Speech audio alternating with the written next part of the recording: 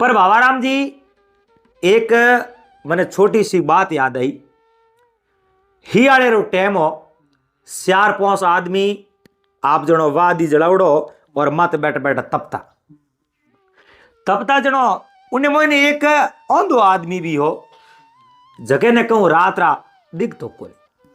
अब दिखतो तो दिन रही को नहीं पर थोड़ो रातीन दो आवतो जनो रात रा कम दिखतो दिन रा थोड़ो थोड़ो जबको पड़तो और हैंग आपरे कॉम काज आवे जावे वो अंधो आदमी है उन्हें तो आंखों ही को नहीं जैसे जो जावणो हारे को और उन्हीं आप जनो कड़े नाड़ो पालन ने जावणो उन कहो अहियो करो मैंने टॉर्च देजो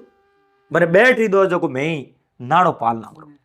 के वे आगती पागती जीता 5 हाथ में बैठा बे हैंग हसिया के औंधे आदमी रे भाई बैटरी कट सही जी औंधे रे तो रात दिन दोनों बराबरी वे बे उन औंधे आदमी ने कहो के भाई थारे बैटरी कट सही जे है थारे तो कोई को नहीं थने कहूं दिए बैटरी हूं जनो उन बहुत ही बढ़िया अच्छो जवाब दियो उन कहो बात तो थोड़ी हासी है